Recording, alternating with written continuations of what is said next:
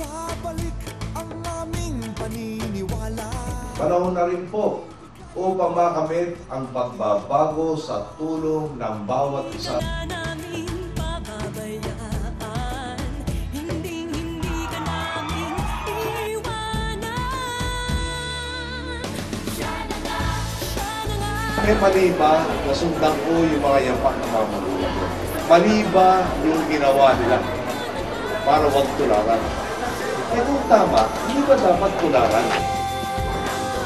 Buhayin muli ang pagkasang minimiti. Ang laban po na tapat ay laban rin po ng lahat. Tama ang mali.